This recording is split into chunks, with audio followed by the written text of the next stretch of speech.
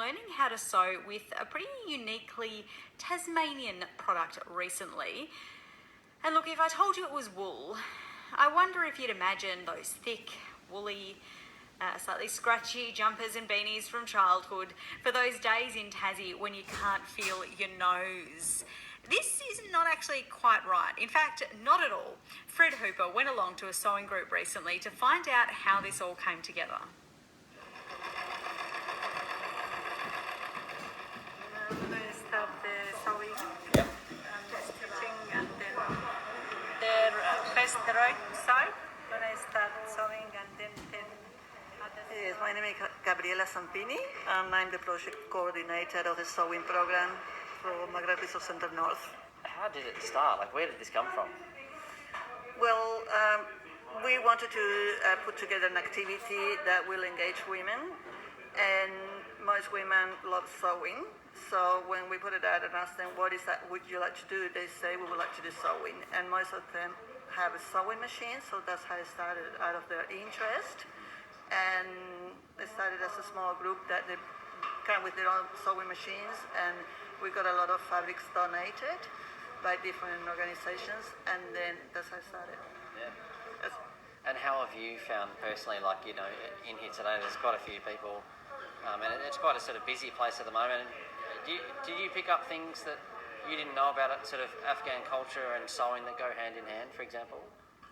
Because I work for different programs in Maghreb Resource Centre North, I've been in contact with the Afghan community for quite a long time now, over almost 2 years. So I've been involved with them in different programs, so I sort of knew what they wanted to do. So it's almost like a continuation of different programs with that I've done previously with them. That's beautiful. G'day, I'm Mark Munnings, founder of Breathe Velo. Mark, where did the sort of idea behind, I suppose it's what would you call it, a sewing group, essentially what we're doing today here?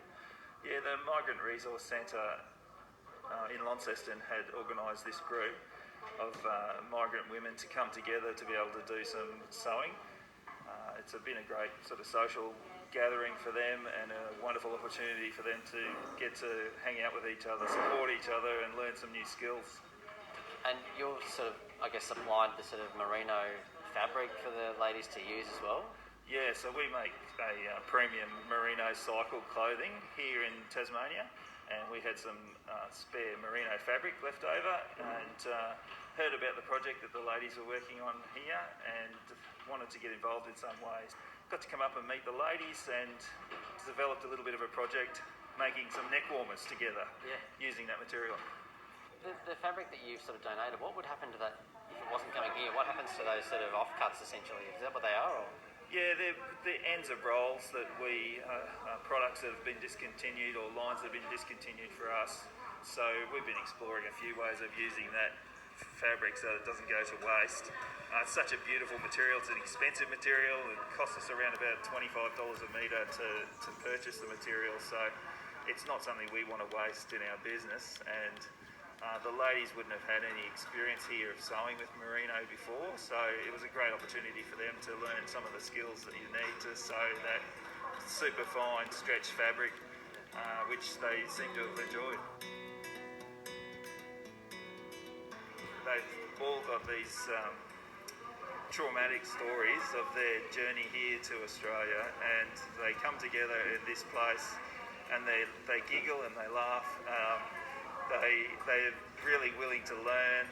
They're super supportive and caring and friendly, and it's just been a real privilege to spend time with them and to get to know them a little bit along the way. I've learned one or two Afghani words, but yeah. You're brave enough to demonstrate?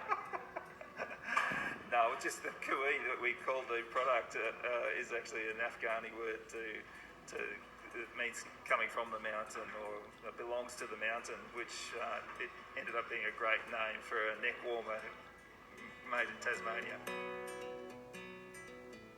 Hi, my name is Prabhat Nurwazi. I am from Afghanistan, and I am this project sewing the neck. Neck is for sport, and I had experienced some sewing past life and make clothes, the simple clothes. I had also some WFG Women's Shoe Group help for sewing bags. So, and this year when I had to make the mask and in holiday time, and I really enjoyed this project and really excited. People have said that you're a bit of an expert on the sewing machine. Is that right? Yes. Yeah, I really happy to find a job sewing. Yeah. Have you ever used a material like this before that we're using, the merino wool? Yeah, I use this program. Never use this fabric when I first start this project and start this sewing the merino fabric. My name is Habiba. I come from Afghanistan. Have you ever sewed with or worked with a material like merino wool before? No, No. no, this no. Yeah. And what is it like for you to work with at the moment? بگه کم از اول چه سخت بود بگه الان خوبه.